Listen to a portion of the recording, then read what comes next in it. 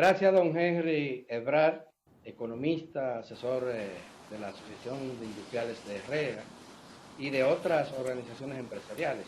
Gracias por atender a nuestra invitación y le hemos invitado para pasar un poco balance a lo que está ocurriendo a nivel económico en el país. Hay muchas medidas gubernamentales, hay mucha incertidumbre. ¿Cómo lo ve el experto en la materia?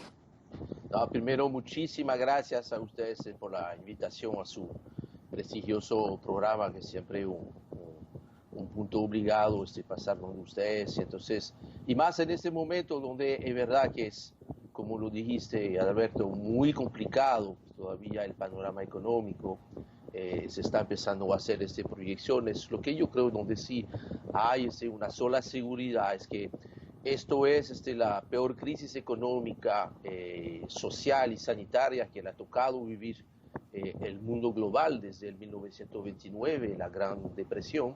Y en el caso de la República Dominicana, y vamos a tener confirmación dentro de poco cuando el Banco Central, quizás hoy, ¿no?, publique los resultados del primer trimestre, esta crisis económica y social y sanitaria es probablemente la peor en cuanto a cifras económicas desde el año 1965, ¿no?, con el tema de la guerra de abril. O sea que efectivamente es un golpe muy duro para la economía a nivel macro, pero más importante, yo creo que eso es algo que no debemos de perder de vista cuando hablamos de economía. A nivel del ciudadano de a pie, el impacto es aún peor.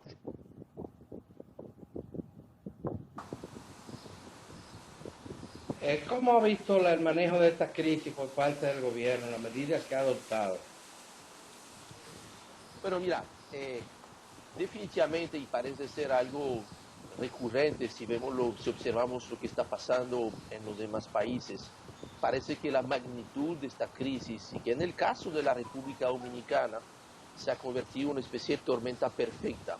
Así que al mismo tiempo tenemos cuatro crisis muy fuertes cada una, y cada una reforzando a las demás, creando una tormenta perfecta. Primero, una crisis sanitaria espantosa que desnuda la verdadera situación del sector salud de la República Dominicana, y el hecho de que el no haber cumplido con una ley fundamental, que es la Ley de Estrategia Nacional de Desarrollo, que mandaba que en este presupuesto del año 2020 se tenía que haber consignado 4% del PIB al sector salud, cerca de 200.000 millones de pesos, y que apenas se pudo consignar 80.000 millones de pesos al sector salud, pues nos explica en gran parte las enormes insuficiencias, las enormes dificultades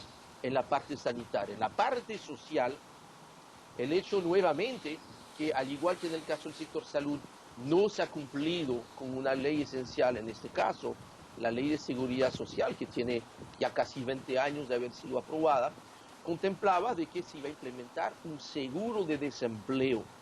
De haber tenido este seguro de desempleo funcionando, pues no tendríamos este problema que hay hoy en día, de que tú tienes decenas de miles, más de 1 millón de personas que hoy en día están completamente desamparadas, y si no hubiese sido por esta fase, que siempre va a ser insuficiente, porque ahí estamos hablando de entre 5.000 y 8.500 pesos mensual, pues esta gente sería sin absolutamente nada. Entonces, y finalmente, esta crisis económica,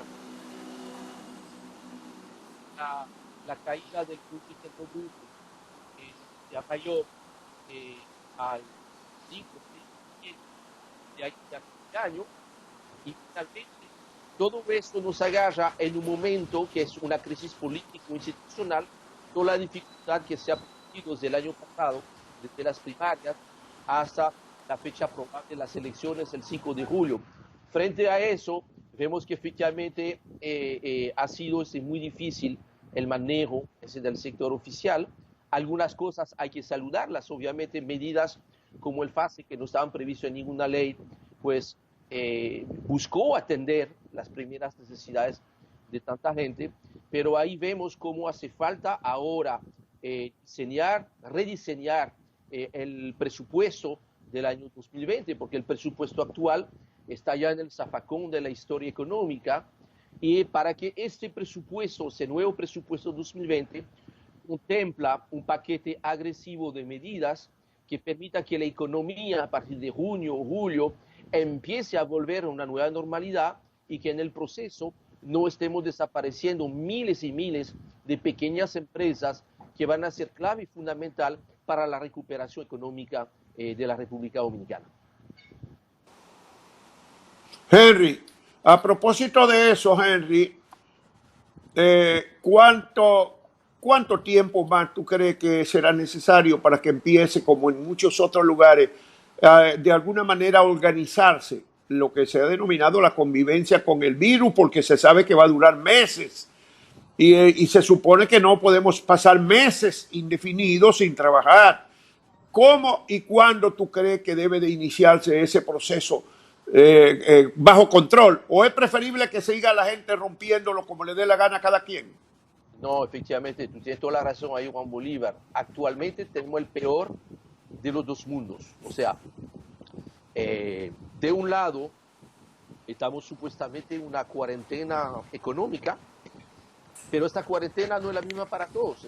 Estamos viendo, y eso me preocupa, y yo he visto muchas manifestaciones, y parece que hoy viene un movimiento de parte del comercio organizado, que tú tienes grandes cadenas de supermercados que han aprovechado, han hecho buenos negocios durante esta pandemia, ¿por qué no reconocerlo? Es una realidad, vendiendo mucho más allá de alimentos, porque parte de su negocio es vender también ese artículo de ferretería y eso, pero al mismo tiempo muchos negocios pequeños que muy bien pudieran ya con el debido protocolo, con la debida atención, volver a la vida normal, pues se mantienen cerrados. Ahí hay una especie de competencia desleal que, más allá del tema de si es desleal o no, tiene como consecuencia que entonces los empleados de esas ferreterías no pueden trabajar y el entorno de esa ferretería que permite entonces a los negocios informales poder trabajar y suplir este movimiento del negocio formal, pues no han podido reincorporarse.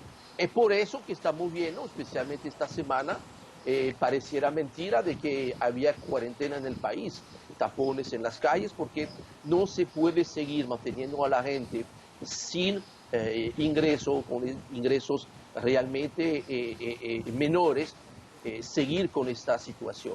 Yo creo que es importante que se le empiece a poner fechas, porque tampoco se trata de decir a la gente, bueno, mañana por la mañana tienen que abrir, hay que hacerlo de forma organizada, con los debidos protocolos. Si tú me dices que dentro de 15 días yo voy a abrir, pues mira, ya yo tengo que ir organizándome de manera que mi personal y mis clientes van a poder seguir haciendo, no las cosas como se hacían antes, porque como tú lo dijiste, vamos a tener que aprender a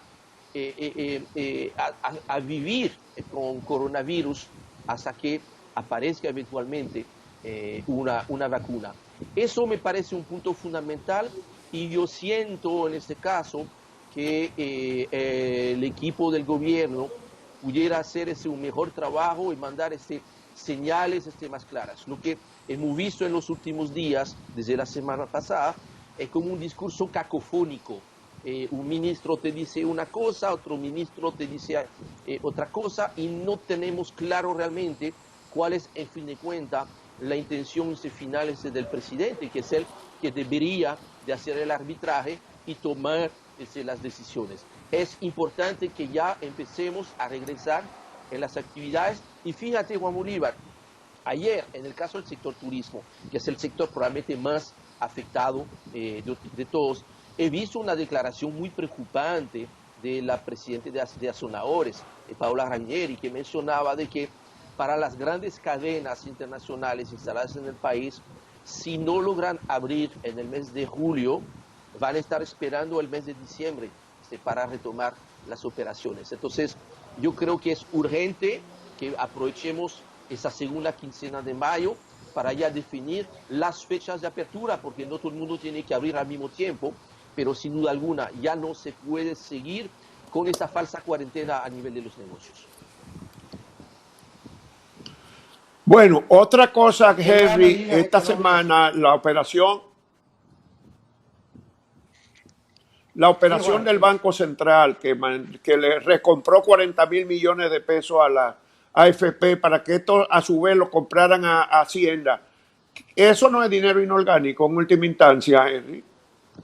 Bueno, mira, yo creo que ahí hace falta una respuesta más clara por parte del Banco Central que nos explique de su lado, ¿verdad?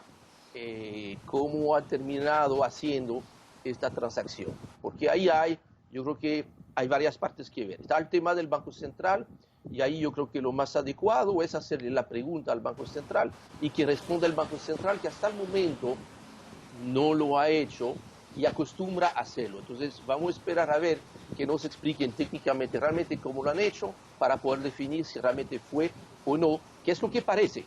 Pero vamos a esperar la respuesta del Banco Central. En cambio, lo que yo creo que es importante puntualizar, y yo creo que ya hay un poquito más de claridad. Lo que pasa que esta comunicación yo creo que fue muy desacertada porque vino en el mismo debate que había de la posibilidad o no de retirar el 30% de los trabajadores. Entonces eso creó mucha confusión. Ahí lo que está claro es que a mí lo que me parece, y que me explican que no sea así, pero parece como si efectivamente hubo una especie de triangulación donde, bueno, el dinero que estaba en el Banco Central ahora está en el Ministerio de Hacienda. Eso te dice también las apremiantes necesidades presupuestarias que hay a nivel del Estado, y que en ese caso asumo que para las AFPs el término de riesgo es igual para el ahorro de los trabajadores, que esté en el Banco Central o que esté en Hacienda,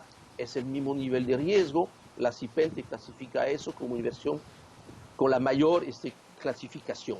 En cuanto a la Bueno, tasa de interés, es una pena que se nos acabó el tiempo. Es una pena que se nos acabó el tiempo y podíamos seguir hablando muchísimo con Henry Ebrard, pero el tiempo se nos ha agotado, así que nos vamos a despedir. Le agradecemos muchísimo a Henry su gentileza.